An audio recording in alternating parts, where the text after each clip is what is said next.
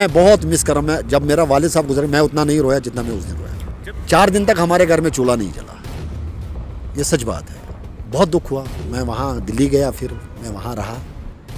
जहाँ इस वक्त पूरा मुल्क जनरल बिपिन रावत को याद कर रहा है, वही इस वक्त हम मौजूद हैं शुमाली कश्मीर के बारामूला के उस इलाके में जहाँ पर जनरल बिपिन रावत ने काफ़ी टाइम बिताया और यहाँ के लोगों से हमने सुना कि बिपिन रावत के ताल्लुकात किस तरह लोगों के साथ थे।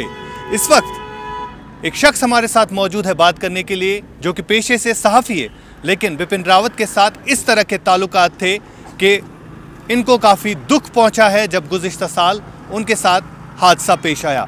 निसार अहमद यत्तू इस वक्त हमारे साथ बात करने के लिए मौजूद है। निसार साहब, आज यहाँ पर आप सोग मना रहे हैं, किस तरह के ताल्लुकात बिपिन रावत के साथ थे आपके? आज हम उनको पहली जो उनकी डेथ एनिवर्सरी है उस पर श्रद्धांजलि देने के लिए यहाँ पे लोग जमा हुए थे, मैं भी था उसमें जी। तो उनको याद कर रहे हैं और हमेशा याद करते रहेंगे। वो हमारे दिलों में हैं और हमारे दिलों में हमेशा रहेंगे।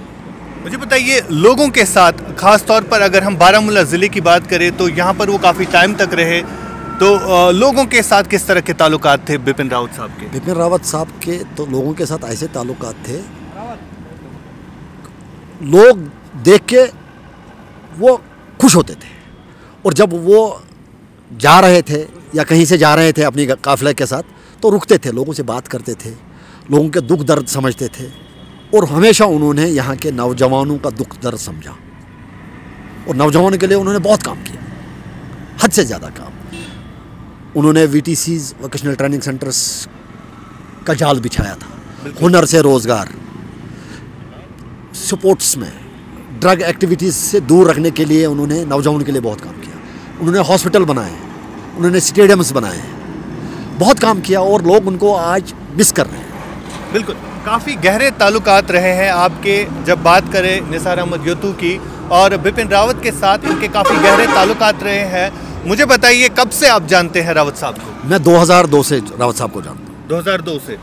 2002 से बिल्कुल 2021 तक हमेशा बात करते थे, चाहे वो कांगो में थे, कहीं भी होते थे। मुझे मतलब जब कोई भी बड़ा दिन होता था, चाहे ईद हो और कोई दिन, तो मुझे विश करते थे और हमेशा मुझसे बात करते रहते थे। मतलब महीने में 2-3 बार हम बात करते थे। जब मैं दिल्ली जाता था तो मैं उनसे मिलता था, बिल्कुल मैं मिलने जाता था और मुझे बिल्कुल बुलाते थे। एक दफ़ा की बात है, मुझे पिछले साल मैं बीमार हो गया, मुझे स्ट्रोक आ गया, तो वहाँ से उन्होंने डॉक्टर्स की टीम भेजी और मुझे यहाँ से उठवा के मेरा इलाज करवाया। मतलब इतने ताल्लुकात, मेरी शादी में वो मेरे साथ बारात में थे, मतलब बड़े ताल्लुकात थे। जब मेरे वालिद साहब गुजर गए तो वो वहाँ से आए मेरे घर। मतलब मैं बहुत मिस कर रहा हूँ। मैं जब मेरा वालिद साहब गुजरे मैं उतना नहीं रोया जितना मैं उस दिन रोया। जब ये हादसा गुज़िश्ता साल की जब बात करें, हादसा पेश आया, तो फिर कितना दुख हुआ आपको और आपकी फैमिली को? 4 दिन तक हमारे घर में चूल्हा नहीं जला, ये सच बात है। बहुत दुख हुआ। मैं वहाँ दिल्ली गया, फिर मैं वहाँ रहा, तो बहुत दुख हुआ। आज भी दुख है कि उनके जाने से बहुत मिस कर रहे हैं उनको। वो एक विजनरी जनरल थे, उनका बहुत मतलब विजन था उनका। बिल्कुल। एक लास्ट पर एक आखिरी सवाल आपसे पूछना चाहूँगा। कोई ऐसी बात रावत साहब ने आपके साथ की हो जो लोगों के लिए मुफीद हो, जो नसीहत के तौर पर हम देखें? वो हमेशा यही करते कि यहाँ पे लोगों का जो फार फ्लंग एरियाज़ में लोग रहते थे जी, वो देखते थे यहाँ पे बिजली नहीं है या यहाँ पे जो एजुकेशन का ग्राफ है वो गिरता जा रहा है। हमेशा इस फिक्र में रहते थे कि यहाँ के बच्चे पढ़ लिखें। अच्छा, ये फिक्र थी उनको? ये बिल्कुल फिक्र थी। और यहाँ के जो जवान थे, नौजवान थे, वो एम्प्लॉयमेंट की ओर जाए, किसी गलत रास्ते में ना जाए। वो हमेशा नसीहत करते थे कि ड्रग्स से दूर रहो। हमेशा वो बात करते थे हुनर से रोज़गार।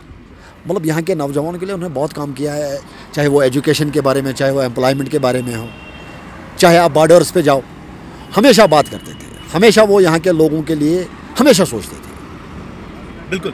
तो नाज़रीन, बात कर रहे थे निसार अहमद यत्तू, जिनके ताल्लुकात जो जनरल बिपिन रावत साहब के साथ थे, काफ़ी गहरे ताल्लुकात हैं। इनकी बातें भी आपने सुनी और कुछ तस्वीरें भी हम शेयर कर रहे हैं जो निसार अहमद यत्तू के जनरल साहब के साथ थे, वो भी आप देख सकते हैं अपनी स्क्रीन पर। बहरहाल बहुत बहुत शुक्रिया इस वीडियो इंटरव्यू को देखने के लिए।